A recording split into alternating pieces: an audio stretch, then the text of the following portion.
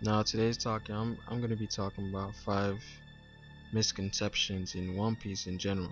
So it could be characters, it could be things like, it could be anything in general, to be honest. So yeah. Now number 5, I have Shanks went to Raftel. Now it was stated that Goldie Roger and his crew went to Raftel.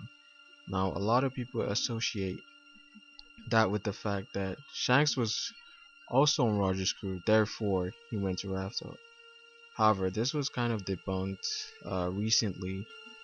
Not recently, a couple of chapters back in Zo, because Inuarashi said that they didn't go to Raftel because they were pretty much the same rank, uh, the same with Shanks and Buggy, who were apprentices on Roger's crew. And I believe the people who actually went to Raftel were probably the core Roger's core members. We're talking about Rayleigh, Roger, Siegel, Scopogaban, and Odin Kozuki, and probably some other people we don't know about. But that's number 5. Number 4. The higher the bounty, the stronger you are. Now a lot of people associate bounty with strength. And yes, it is related and does reflect strength, a person's bounty to some extent. But bounty also reflects both the threat and power of an individual. For example, Robin at a very young age had the bounty of 79 million. Just because of her knowledge and her ability to read the poneglyphs, she had that high bounty placed on her. Now, even though she had the high a bounty of 79 million, that doesn't mean she's beating anyone below that. So yeah, bounty does reflect on strength, but that's only one part of what the bounties are made of. Number 3. Observation allows you to dodge. Now this one is the one I usually see in the comment sections on One Piece videos in general. Okay, so we know that observation hockey gives one the ability to predict a person's move shortly before they make them, thereby making the attack much easier to evade with enough skill. Uh, I see a lot of people saying, Rayleigh is light speed because, he was able to counter Kizaru, who is the speed of light. But Rayleigh was simply 5 seconds ahead of Kizaru, giving him enough time to counter even light. It's basically like stopping time. Now you may be able to react to light, but that doesn't mean you can dodge it. You must have the means of evading an attack. It's the same thing that happens to the Hancock sisters in Hancock's Island.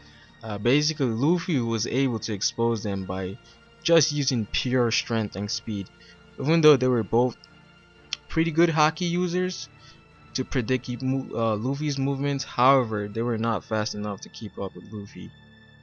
Now number 2, hockey nullifies devil fruit.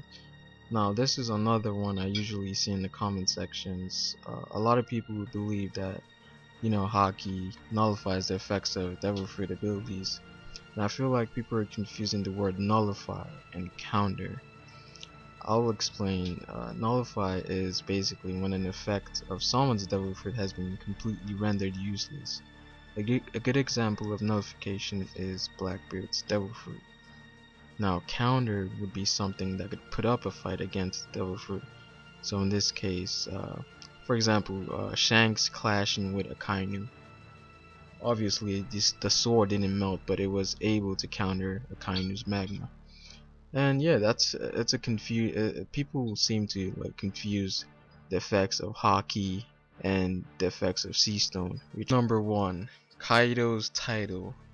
Now Kaido's title is one a lot of people seem to confuse, and basically his title, a lot of people seem to think that his title is just physical. He's the strongest in physical strength, the same way that Whitebeard was the strongest man. But I think Kaido's title is not only physical strength, but also the strongest in a battle. So for example, if I put him against someone like Shanks, I would have Kaido winning 6 out of 10 times. He just has more chances of winning a fight. As the same with Whitebeard. He had a crazy physical attributes, but he also held that title because he had the most powerful devil fruit, which was the Earthquake devil fruit. Now, I'm not saying Kaido is definitely winning all his fights and he's unbeatable. But in a 1v1, no, I would definitely bet on Kaido because he has a more of a high chance to win. Now, I'm not gonna say like all my answers are fact or it's proven. I'm just using evidence given by the manga to basically prove my point. So yeah, comment, share, like. It's Pharaoh, and peace out.